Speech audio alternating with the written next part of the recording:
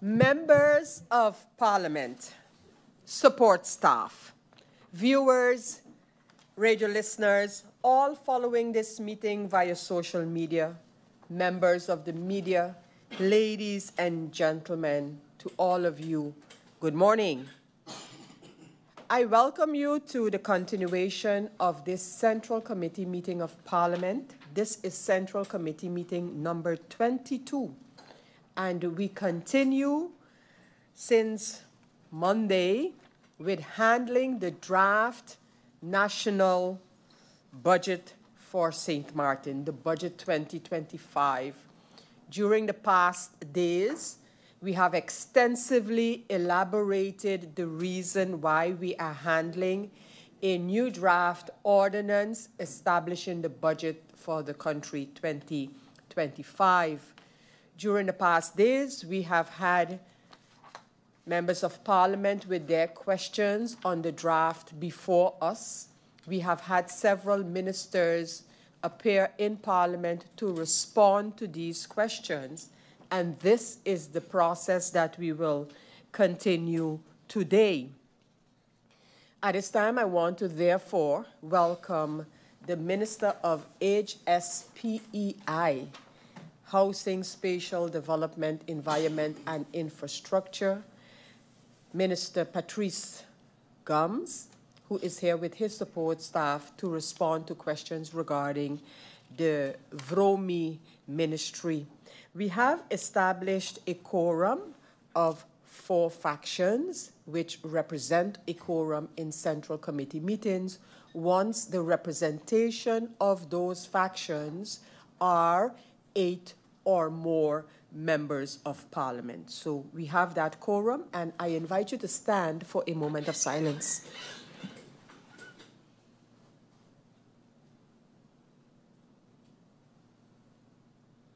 Thank you.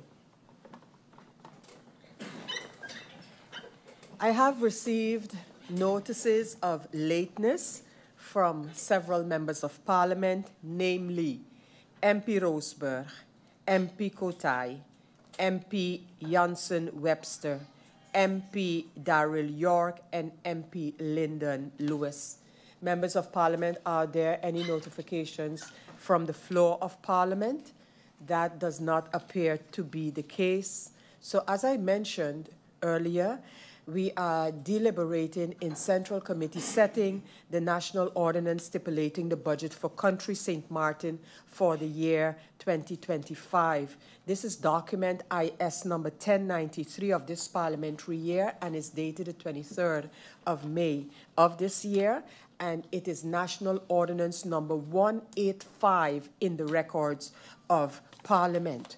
We continue this morning with the Minister of VROMI, Minister Patrice Gumbs, who will be responding to questions that regard his ministry. Minister Gumbs, I invite you to take the floor on this matter after bidding you and your support staff a warm welcome here in Parliament. Minister Gumbs. Morning, Chair Lady, members of Parliament, those listening and viewing online. Thank you all once again for the questions. Let me begin by introducing my delegation. I'm joined by my Secretary General, Mr. Kenson Plessy-Moon, my Chief of Staff, Mr. Luciano Nichols, and my Chief Legal Advisor, Theodore Snyders. We begin the questions posed first by the MP, Darrell York. He asked, road resurfacing project, how much has been spent from the road resurfacing budget to date? Approximately 5.4 million guilders has been spent thus far on road resurfacing under the capital expenditure budget. How much is still left? An estimated 300,000 guilders is remaining. How much has been spent on road markings?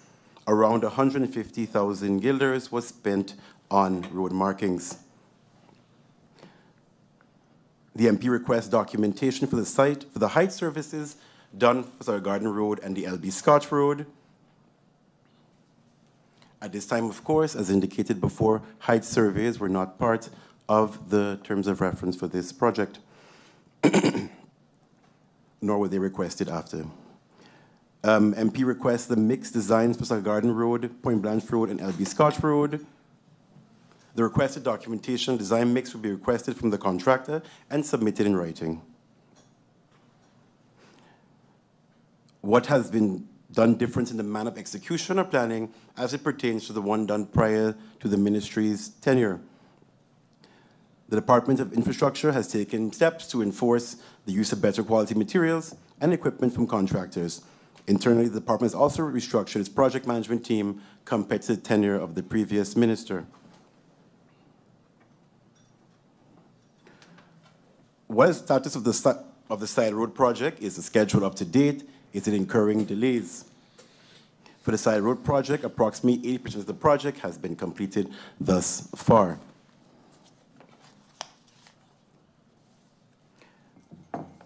Moving on to the MP's second question.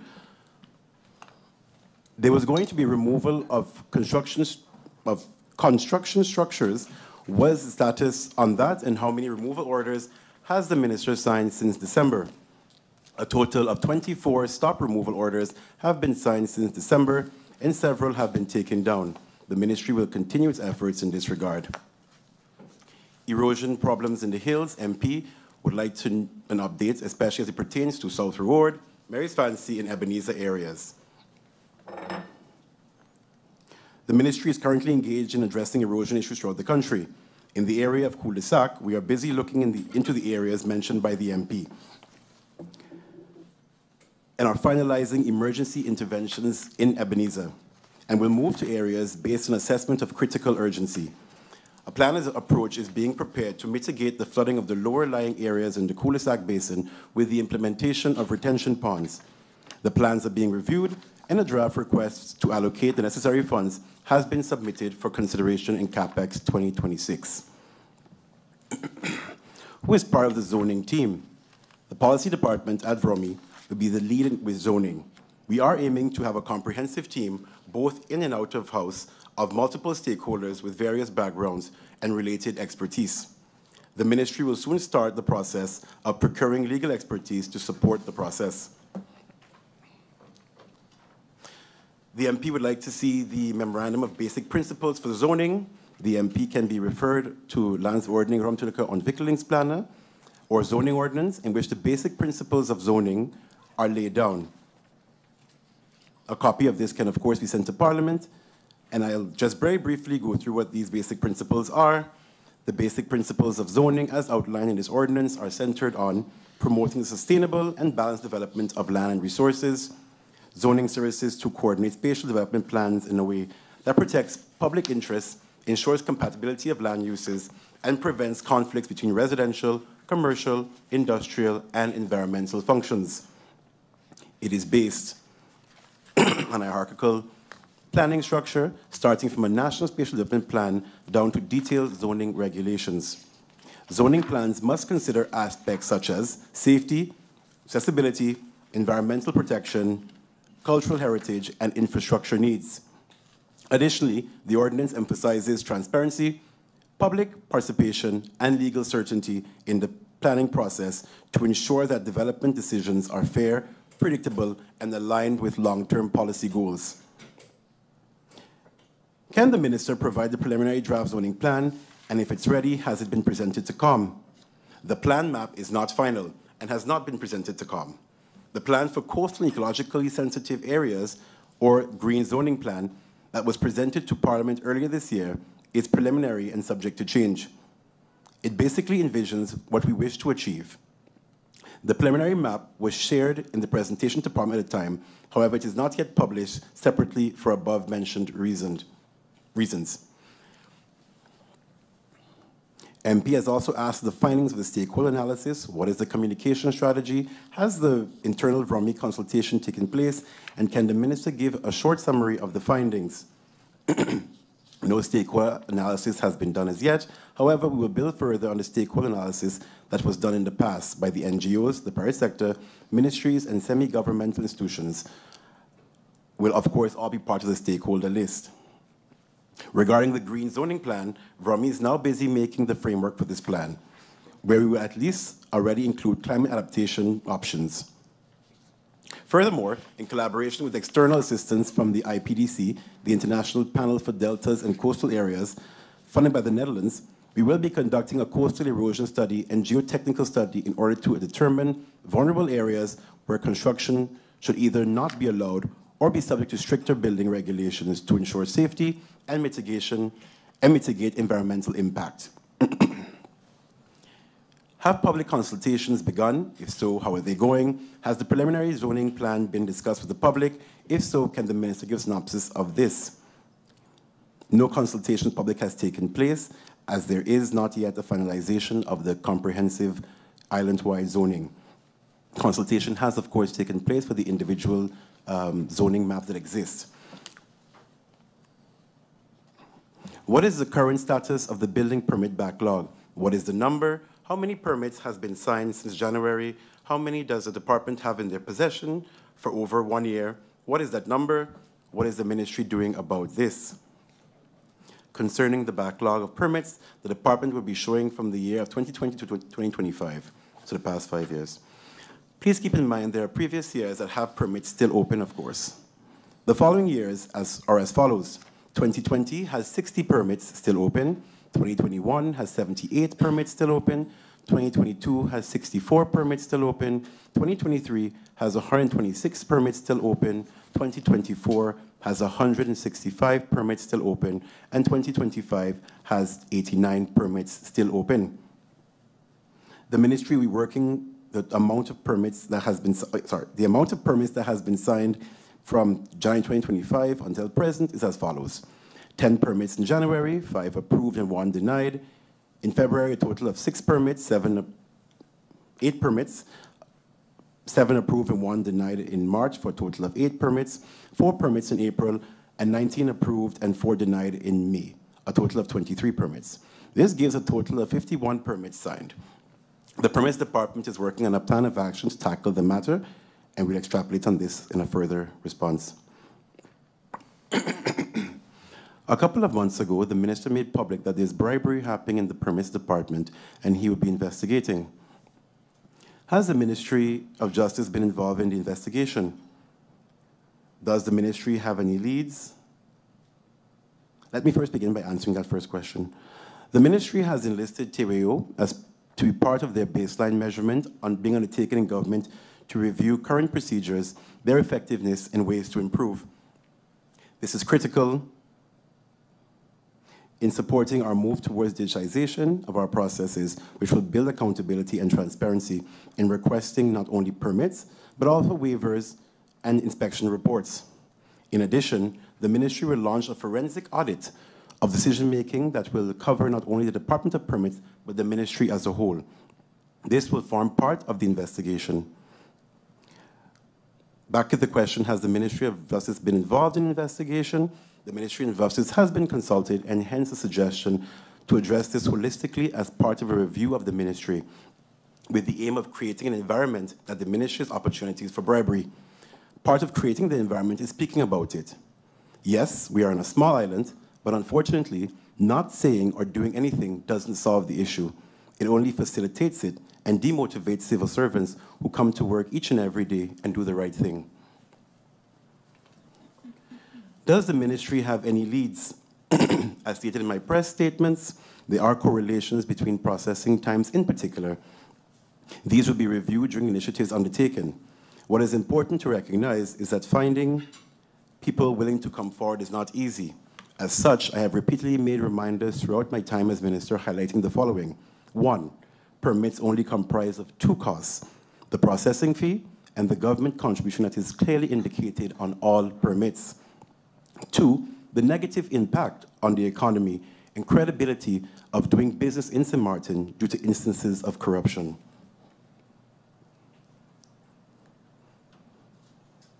Has anyone been suspended? Has anyone been fired? Has anyone been questioned? To all of these questions, the answer is no. And finally, in that question, the MP asked, investigation status, and of course, I believe I've given an overview of this in my opening remarks to the question. The MP's next question, this is MP York still, Which projects has the ministry executed outside of the road resurfacing project and side road project?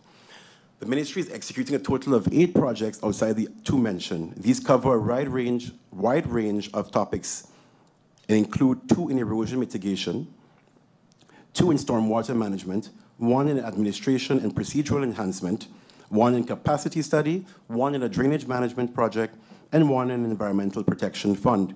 In addition, 3 private-public partnerships are being explored to address critical infrastructure needs. The motion pertaining to zoning, pond protection, and beach policies and beach access by the MP.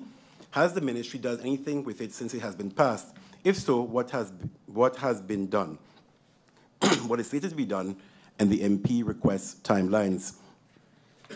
As previously mentioned, we are in the process of developing green zoning framework, scoping a coastal erosion geotechnical study, setting up a zoning team, and hiring legal expertise.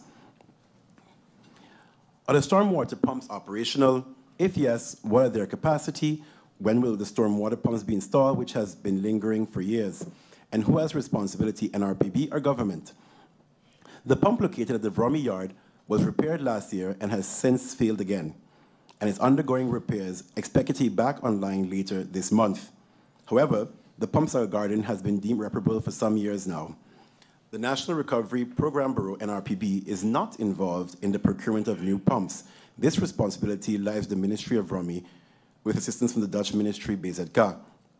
The tender process for replacing the pumps is now in the evaluation phase, with installation expected by December 2025. Is there a calamity post for government to tap into for disaster relief for residents with regards to food, water, and building materials? If yes, where exactly is that budgeted? Such assistance is offered via VSA, not VROMI. As to the budget post, I have asked my colleague minister to provide the information. Seeing the time frame we have gone through with the landfill, to still have it not reprofiled and Irma landfill still not removed, are we ready for another wave of debris if a serious hurricane hits the island? If no, what is the suggested solution, and what is the price tag for this solution? The intervention on the landfill is part of the Emergency Debris Management Program, EDMP. It is important to note the following. EDMP has had several different phases. The decision to have physical intervention in the landfill was only taken in 2022. In the event of another major storm similar to Hurricane Irma, St. Martin is not yet adequately prepared to handle a new wave of debris as it relates to space. Part of the project requirements is that an alternative site for emergency waste disposal be sought. VROMI is investigating the options that include both local, temporary solutions, as well as international long-term solutions, combined with implementation of a circular economy, inclusive of recycling and composting. Illegal garages. We are still on the questions of MP York. Illegal garages. A couple of months ago, the minister had an article where he stated that he would be cracking down on illegal garages. What is the status of this, and have garages been closed since December? The ministry, in conjunction with TEAT, has conducted several site visits to ensure legality of garages. Upon inspection, garages are stopped and given the opportunity to legalize if possible. The possibility of this is, of course, based on draft zoning laws and the applicability of a hindrance permit. During the visit, it was noted that a number of places are in fact not operating as mechanics, but as storage sites for several objects besides vehicles. This would therefore not fall within the scope of the hindrance permit, but directly under the waste ordinance, wherein which such storage is deemed unlawful. The ministry then informs owners that such practices, i.e. storage or hoarding of items, are not permitted and must therefore be removed. There is a boom going towards Blue Marine. Who owns that land? Is it government land or private land? Since when has this been private land? Government owns the land, and it is issued in long lease to resorts of the world. A building permit was issued for the security booth. What are the plans for the use of the recently procured funds? This is in relation to the SDE++. St. Martin has been allocated approximately 35 million euros out of the 150 million euro subsidy allocation from SDA++. The funds are earmarked for energy transition, but can only be used to invest in areas that cannot be financed through the market due to expense, risk, or complexity. During the Caribbean Climate and Energy Conference in Curacao, I spoke on the level of penetration of renewable energy in St. Martin. The current GB concession agreement requires a 2% minimum. This currently stands at 0. The only country in the Kingdom or islands in Dutch Caribbean without any source derived from renewables. The regional standard now stands at 25%. Given that the current conditions for use of the subsidy are high, while in the Netherlands last week, I had meetings with the Ministry of Climate and Inclusive Green Growth regarding the need for support for St. Martin at the very primary levels. We have submitted a proposal to the ministry and are awaiting consideration for its use.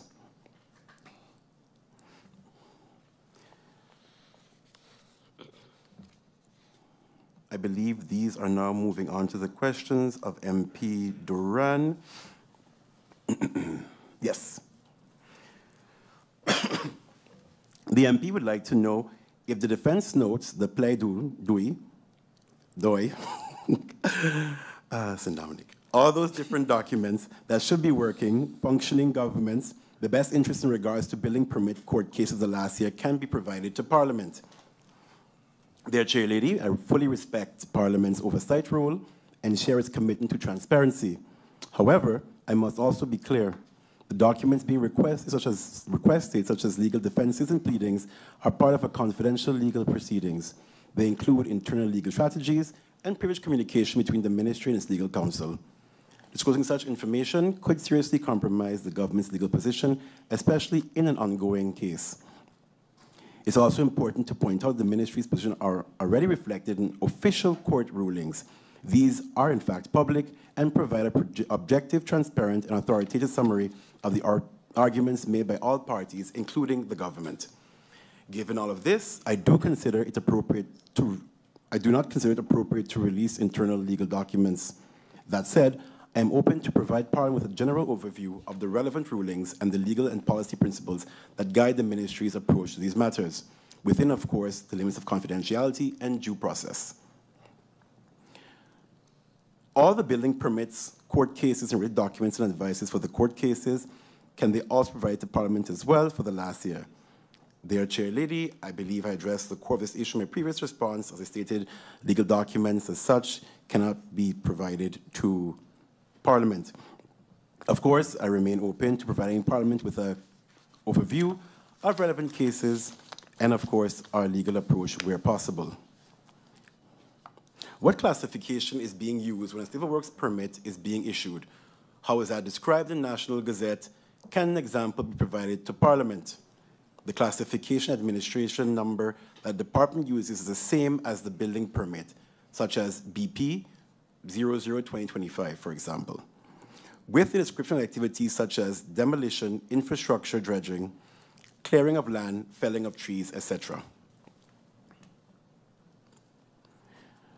Monies were left for roadworks, infrastructure projects in terms of sewage connection to the homes, and people would like to know how much of those funds have been spent thus far. What is the ministry's plan to increase the speed in which this is happening? Does the ministry run the risk of losing the funds if money is not spent timely? Has a request gone for 2026 to get more CapEx to continue the great work in terms of paving of all roads and all side roads, and also putting together more home connections for sewage? That would alleviate a lot of the sewage situations that we see persons complain about on the island. Stated earlier, Madam Chair, through you, for the side road project, approximately 80% of the project has been completed thus far. The funds for the project are secure at Central Bank of St. Martin and Curacao and not at risk of being lost. A draft proposal has been prepared and submitted for CapEx 2026 in order to continue with this project. With regards to Dutch Quarter sewage connections, the advice is being prepared to commence the implementation of the household connections. The MP requests all documents related to the Rainforest Adventure, issuance of the land, which minister signed the deed issuing the land, which discount agreement was made on the amount to be paid. MP was told that the tax exemption, long lease exemptions write-off took place last 2 months by the Minister and Council of Ministers. Was there any request to substantiate that? What would be a reason to write it off? Long lease is not being written off for private citizens when having problems financially. In the eyes of the MP, the business already got a sweet deal, discount on multiple fronts, and get a write-off for tax or long lease. Clarity is being sought, as well as requesting all documents. The final decree for rainforest case can be shared with the MP via the standard private procedure. The decree was signed on March 13, 2015 by Acting Minister VROMI Marcel Gumbs. The decree was dated on January 12, 2016. During that period, Angel Myers was Minister of VROMI. In 2019, 2 requests were made by Rainforest for a long lease canon exemption discount. In 2020, extensive talks were held with Rainforest and the ministry and then minister, which resulted in a 3rd request, which was not finalized. In accordance with Article, sorry, my apologies, skipped a line, asking to relinquish part of the land and a reduced canon price per square meter. The request was not finalized. In accordance with Article 17 of the National Ordinance on the Issuance of Land in Long Lease, a request to relinquish a leasehold rights may not be denied. Therefore, it was deemed legally and reasonably necessary to approve partial relinquishment from July 7, 2020, the date of RFA's 3rd formal request. In 2024, the talks with Rainforest continued, which resulted in a signed draft decree in which a part of the land was relinquished. Currently, no certificates of management are being finalized, and no discount, reduced price, or exemption was given. I do not know of any tax reduction either. Moving on to the questions of MP La Cruz. How many building permits are pending, and how many fees would have been received if these were approved? Madam Chair, through you, concerning the backlog, we provided that information in the previous response. If that's okay for the MP, if not, I can go through the total amount as well of the backlog. And the final part of that question, of course, the amount that would be received if these permits were approved cannot be calculated or given an estimated cost. The reason for this is because each permit will have a different cost. This is due to the purpose and surface area of the building and structure. So until all these permits are actually processed, we don't actually know the cost of the outstanding. The MP's second question, can the minister give us an idea how it works when our citizens are experiencing sewage water in the street, and what do they actually have to do? If persons believe they're experiencing sewage water, you can contact the ministry via email and submit timestamp photos for follow-up. In addition, the department created the QR code where all questions and photos can be directly sent to the ministry, specifically inspection department, with the information for follow-up. Persons are also able to directly contact KPSM if they observe disposal of wastewater onto public roads, which is a violation that falls under KPSM APK. And very briefly, Madam Chair, allow me to share the email to which all of those photos can be sent. So again, regarding sending an email, it is VROMI-inspection@stmartingov.org. There is a tender from the NRPB for the tires on the dump. Found it strange since I know someone that owns a tire place in Soccer Garden to do something with the tires on the dump and requested him to submit to government. It was found strange to be tendered by NRPB. So why is NRPB, why NRPB? This is a government issue. Madam Chair, through you, all initiatives regarding EDMP, that's waste reforms, is being managed through the World Bank Trust Fund project, which is administered by NRPB. There is currently a tender out, and until that tender is reviewed and dealt with, I prefer to refrain from discussing topics, as in fact no one has actually won this tender at all.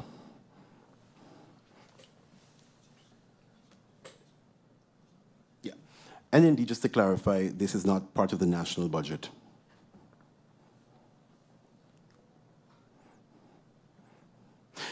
Then to the MP's last question, can Minister let me know if he sat down with the Housing Foundation and ran through their plans for getting our low-income homes in place?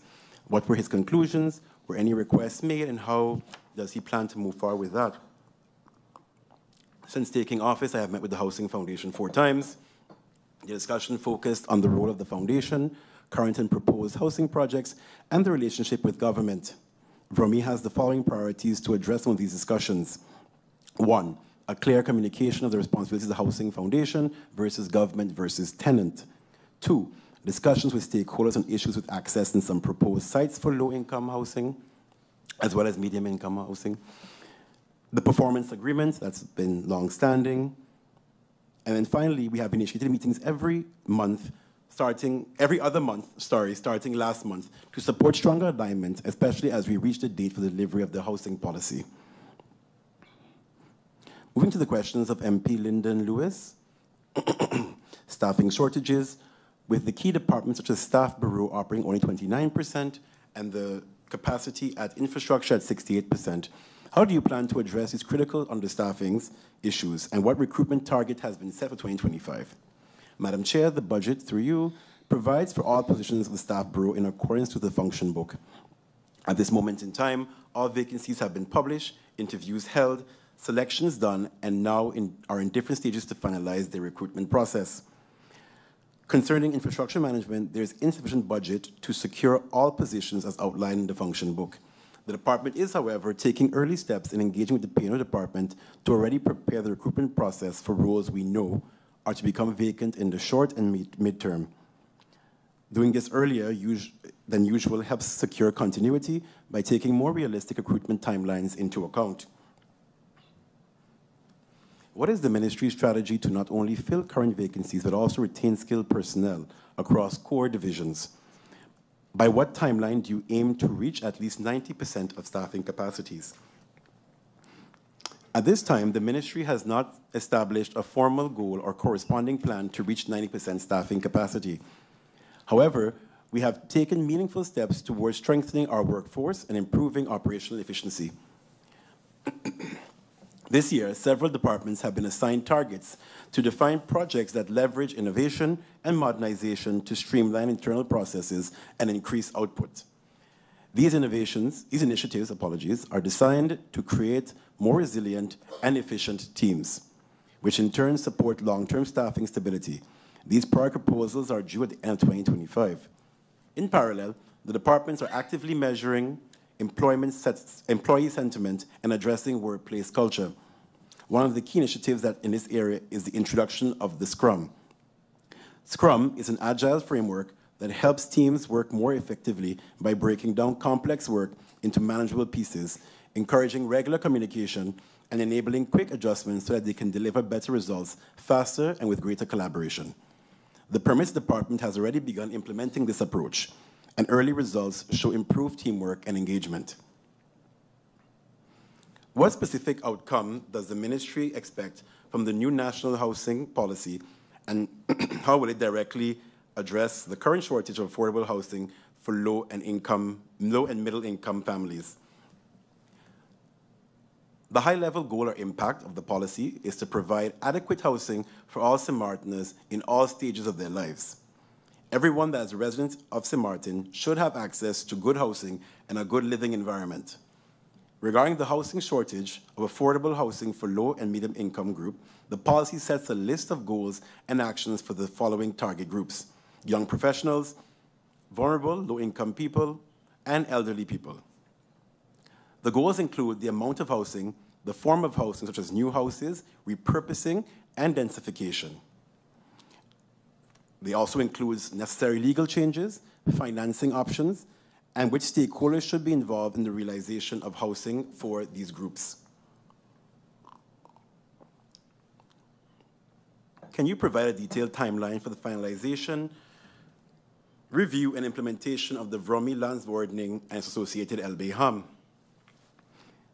In December 2023, the second draft of the Landsverordening VROMI was finalized with the help of an external legal expert. This draft was then vetted by the Department of YZV and returned, YZV returned with the Landsverordening with an extensive advice and now the land ordering needs to be edited based on this advice. However, as we are facing legal capacity constraints, said editing has not taken place yet. When edited, of course, it will be sent to the Council advice for a second round of advising. How will you ensure meaningful stakeholder engagement and public input throughout the zoning and legislation process? And will the result of the consultations be transparently shared? Consultation with the public throughout the zoning process will follow stipulations of the zoning ordinance, specifically Article 4 to 7. Thus, the entire process will be transparent and based on the law. And very briefly, before a draft zoning plan is published, the minister must hold a public hearing where the preliminary draft is presented and feedback is collected. The hearing's time and location are publicly announced in local newspapers and official communication channels in both Dutch and English. The draft is then made available for public inspection at the government office for 30 days, during which anyone may submit written objections. A committee of experts appointed by national decree will review these objections and advise the minister. If no objections are filed, Parliament decides on the plan within 60 days. If objections are filed, this period is extended. Any changes made by Parliament to the draft or expert advice must be justified. After approval, the final plan is again available for public review for 30 days. During this time, those who previously objected or object to any amendments may file an appeal with the governor. What is the expected timeline of completion of a single comprehensive bestemmings plan for the country, and how will it address conflicting land use functions? Based on the past experience, the timeline to develop a bestemmings plan will be 1 to 2 years. Zoning regulations aim to ensure that conflicting land use are not in the vicinity of each other. Given that a lot of conflicting functions have been allowed in the past, we will need to assess these situations on a case-by-case basis and determine what the best solution in these cases can be. In principle, the zoning plan aims to conserve the functions that are already there. In and when new development or redevelopment occurs, the zoning regulations will be applicable. A potential consultant to assess with the development of zoning plan has been found, and an initial meeting will be soon held. How does the ministry plan to strengthen enforcement of environmental norms and reduce pollution in public and natural areas? VROMI is in the final stages of finalizing the new environmental norms for St. Martin. These norms will include standards for air, water, and soil pollution, meaning what level of emittance is allowed, and will be used in hindrance permits. In addition, the ministry is working to finalize enforcement policy that will give a stronger legal basis for implementation of the law. How many inspectors are currently assigned to enforce environmental standards, and does the 2025 budget include provisions for expanding this capacity? Following the retirement of one inspector in June, there's currently one inspector tasked with environmental enforcement. Recruitment is ongoing as the budget provides for this. Important to note is that a review of the current function books is needed to accommodate the growing demand on the department. This will, of course, be supported with technology.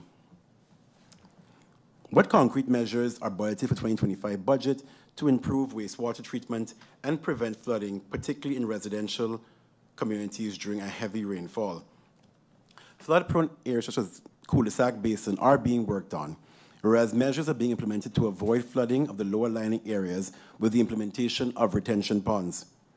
The plans, as stated before, are being reviewed, and a draft proposal for financing has been submitted for CapEx.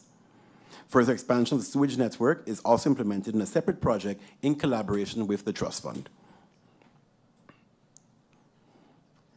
What steps are being taken to implement a sustainable national waste management and recycling system with public education and incentives be part of this effort? This is one of the major interventions defined within one of our Trust Fund projects, of course, the EDMP. As part of this project, we plan to update our waste ordinance and carry out a physical intervention on the landfill, as well as introduce waste diversion programs. Public education through our Think Green campaign is part of this effort. These are currently being designed. What specific infrastructure maintenance or upgrade projects are included in 2025 budget, and how do they align with the goal of weather resilient development? The Department of Infrastructure Management will continue maintaining, upgrading existing roads, sidewalks, and swales and culverts along main roads, provided these remain within the scope of the department's work and not escalating to intensive projects. Upgrading the drainage system contributes, of course, to climate resilience.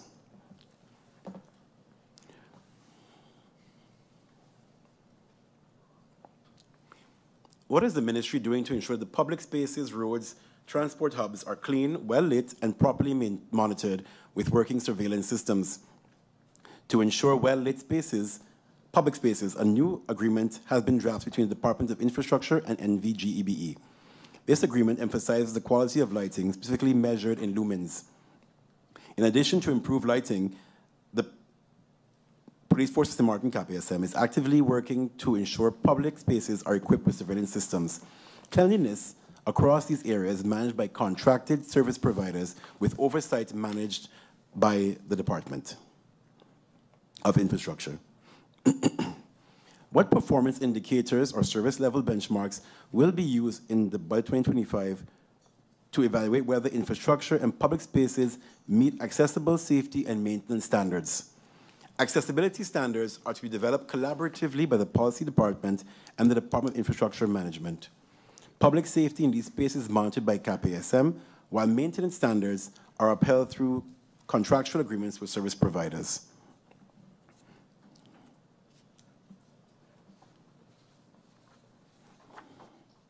Given the number of consultant-led projects in the budget, what is being done to ensure quality control, cost efficiency, and the transfer of knowledge to the ministry staff? It is required of the consultants to carry out their assignment in accordance with terms of reference in which the deliverables and expectations are outlined. Consultants are working oftentimes daily with VROMI staff in a position for mutual education and growth. Is coupled with training opportunities, especially as it relates to the World Bank projects.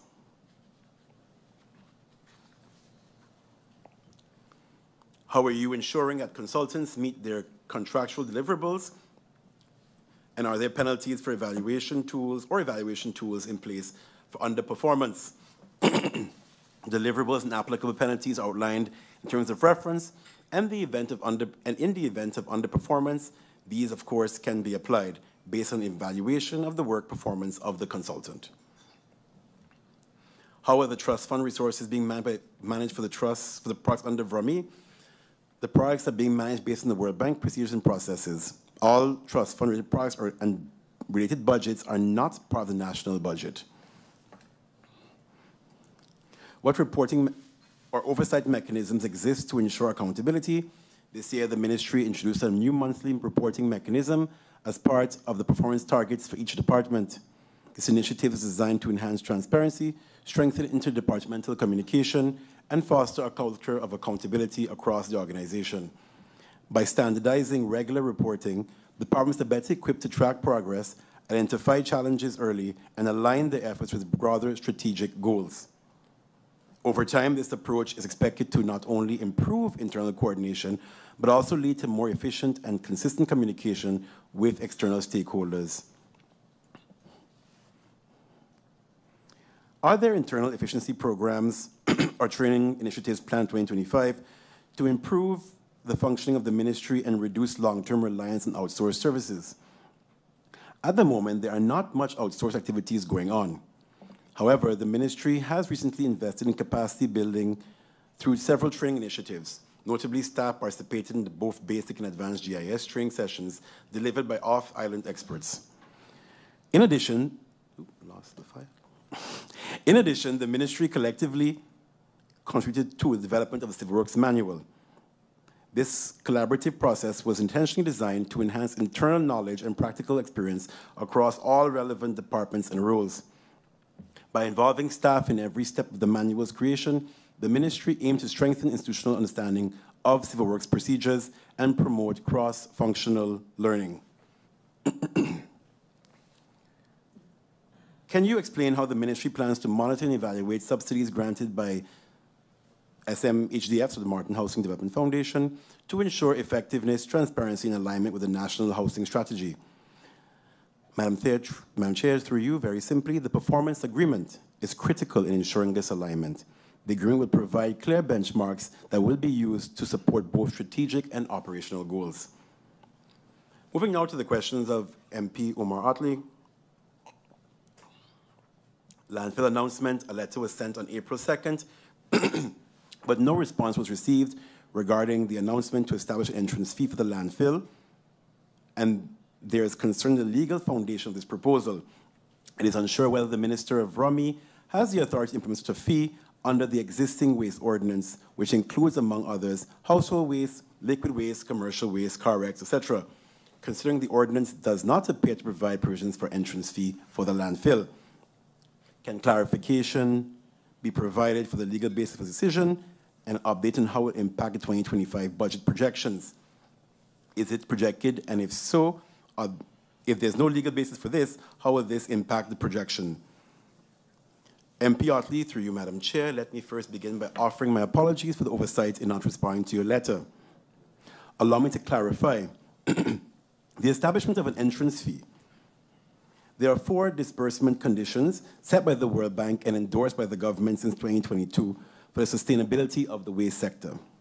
These 4 conditions are: 1, a sound financial framework; 2, an established waste authority; 3, a revised waste ordinance; and 4, the interministerial work group being established. Over the course of my mandate, I have publicly discussed the future of waste as being one which will require financial contributions outside of the current tax revenues. The entrance fee is proposed as a pilot project in waste reform. During its conception, the entrance fee was not to be based on the National Ordinance on Waste Disposal, but the principles of private law. That is, persons are allowed to charge for use of their land. Questions, of course, arose regarding the validity of such as it relates to government and the provision of public services. As such, discussions evolved into amending the current waste ordinance to facilitate this change, with a further view to amend the full ordinance as part of the larger waste reforms. Both options are being discussed with the assistance of NRPB and the St. Martin Development Fund. The entrance fee, the subsequent tipping fee, and the household contributions are part of the trajectory for implementing this sound financial framework as required by the project. At a later stage, the ministry aims to implement a comprehensive waste disposal fee. However, this will of course require a comprehensive amendment, as stated earlier, to the National Ordinance on Waste Disposal to establish the legal basis for recovering the costs associated with collection and processing of all waste. Madam Chair, an impact of 2025 budget is not anticipated.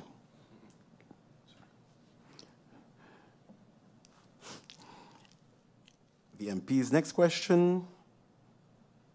Can you please provide a copy of the policy or proposal regarding the introduction of the entry fee at the landfill? Can you confirm whether this policy has been formally published and made available to the public? If so, when? The first proposed entrance fee was based on legal expertise procured by the NRPB in its function as coordinator of the project.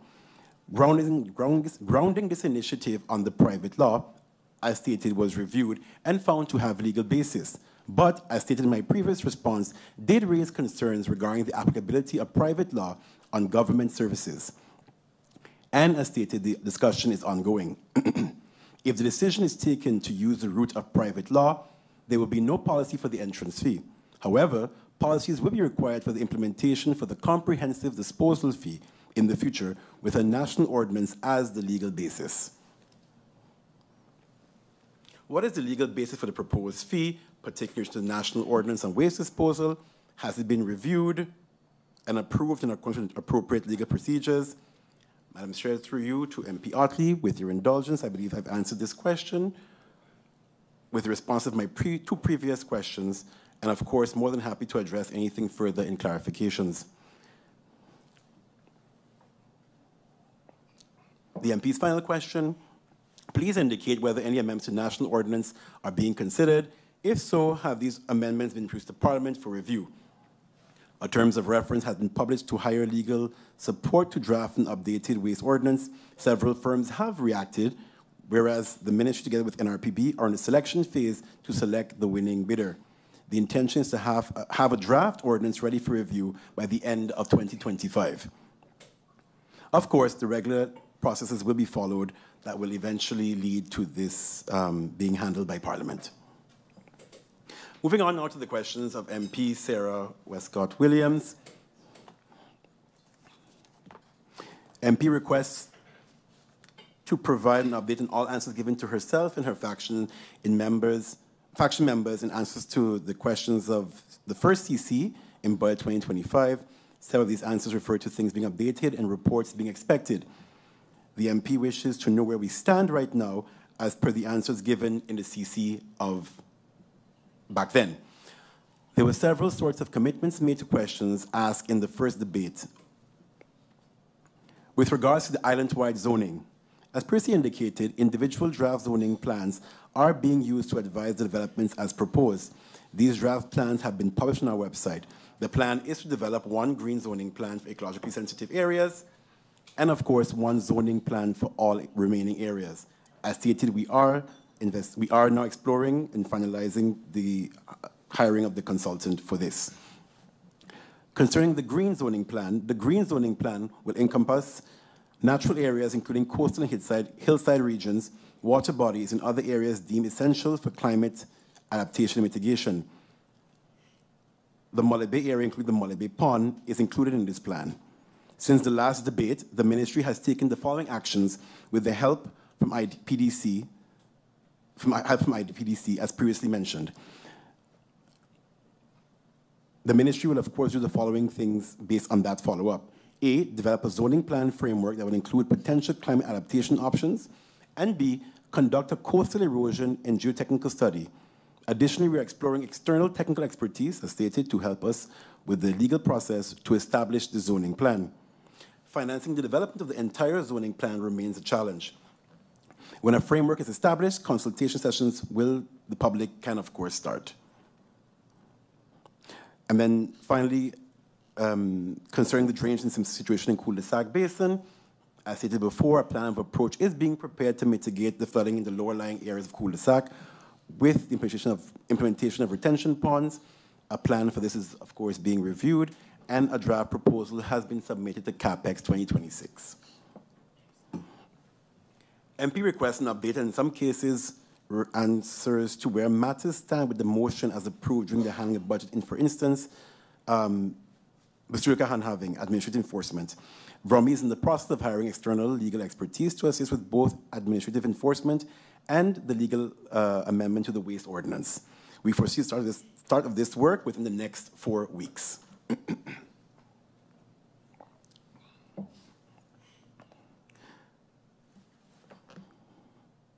The MP requests some type of approach to develop as for the public information regarding how the government and the ministry is going to deal with the many building requests that are in government. Why is it not a logical, chronological sequence of handling building requests? Ministry should put this in a clear outline. The first step involves gaining a clear understanding of the current status of the backlog. A draft overview has already been prepared to support this effort. During this process, it became evident that a significant amount of administrative work is required to improve both the accuracy of the information and the overall quality of the backlog. Out of this initiative came the realization for the need, for example, of the manual on civil works, which will be going for stakeholder review shortly to make clear not only to the requirements, but also support efficient processing and decision-making within the ministry. Important to note is that the handling permits chronologically is oftentimes not the best solution due to the varying complexity of some requests and the required additional work. The next step for the ministry is to develop a policy or manual that outlines the prioritization framework for addressing requests. This document will also define how to handle requests that are deemed to be of national priority, ensuring structured and transparent approach to backlog management. In the meantime, we are working short-term to process quick fixes such as tabletops with various entities involved in permit processes, as well as addressing backlog in tandem with new files. Finally, we're exploring the option of technical assistance to support short-term interventions. To the MP's next question. While this was deemed urgent by the ministry as the road deteriorated in the last month, Well Road will be tackled with a permanent solution, not being part of the current resurfacing or hard surfacing project. Is the permanent solution underway? Well Road remains a priority. However, we have experienced budget challenges in carrying out necessary works. The estimated cost for a permanent solution is between 350,000 and 400,000 guilders. The intent is to implement a long-term fix rather than a temporary measure within the 2025 budget, and this will be included in the upcoming requests for CapEx road repairs.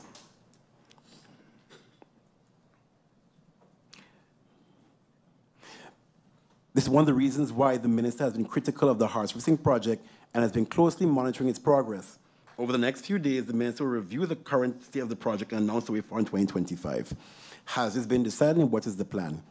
As it relates particularly to the drainage situation in Coal Bay, over the summer, the ministry through the Department of New Works will introduce enhanced drainage under Union Road,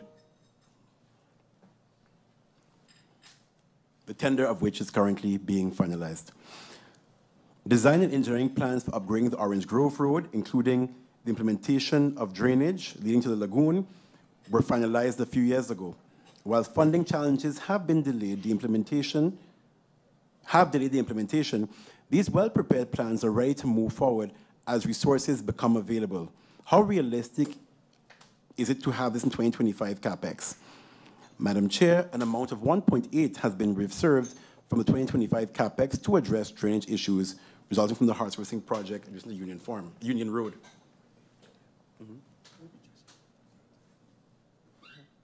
Yeah, 1.8 million has been reserved for CapEx to enhance drainage on Union Road.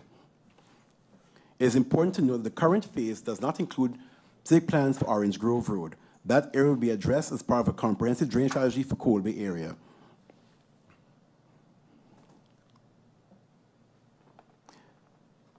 A public tender was issued in the project with scope solely for Phillipsburg. In a general sense, VROMI is responsible for the purchase of bins. To make distribution fair, haulers are supplied with bins, and they in turn make these available for residents.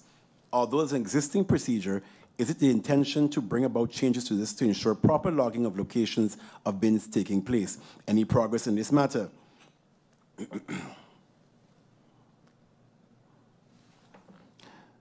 The current procedure does remain accurate.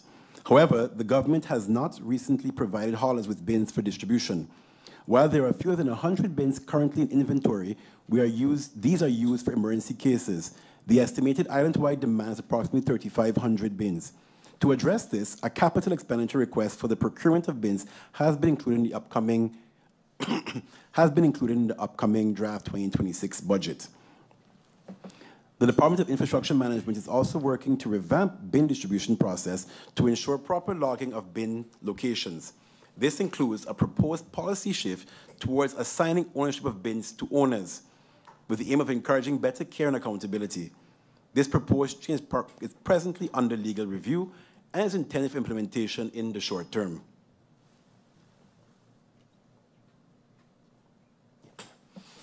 And of course, finally, the MP had one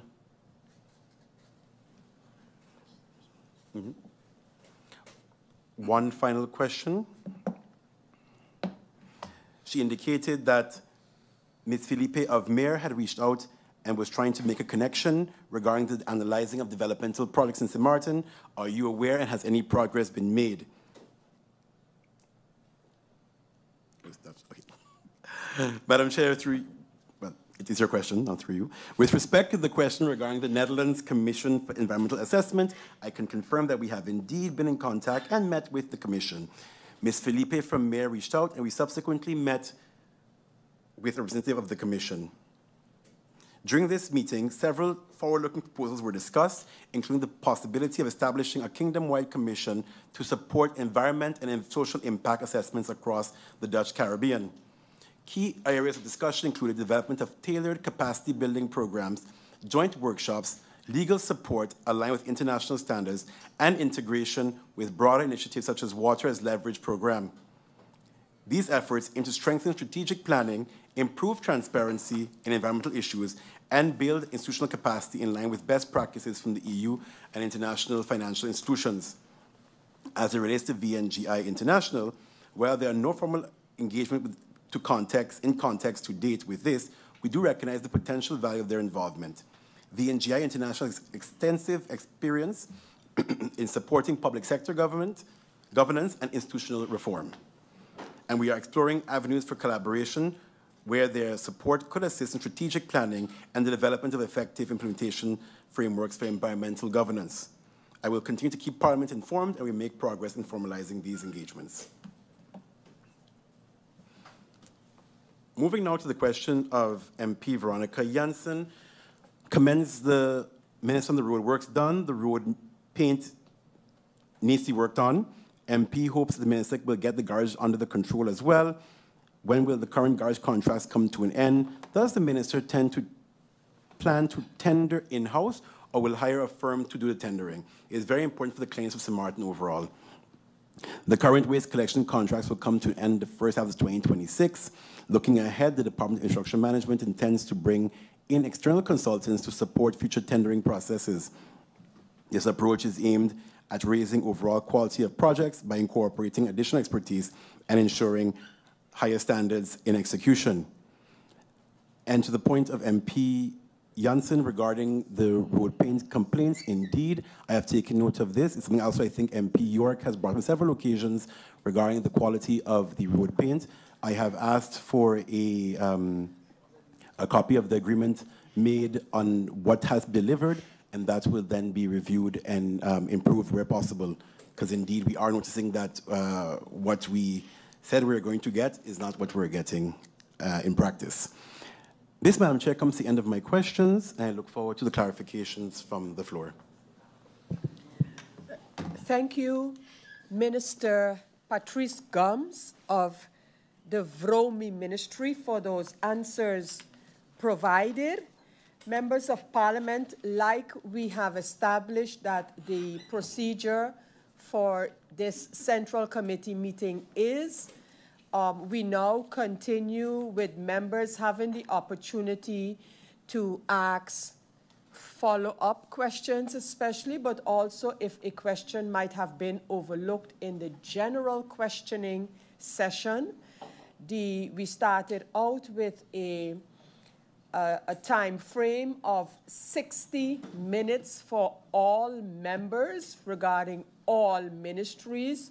However, we have also had established that if members exceed the 60 minutes per ministry, 5 extra minutes will be given in the event you need extra time to ask some additional or clarifications, additional questions or clarifications to any minister.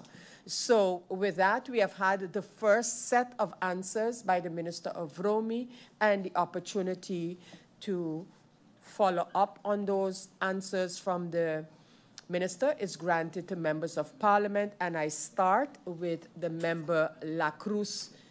MP Lacruz, you have the floor. A blessed morning, Madam Chair Lady,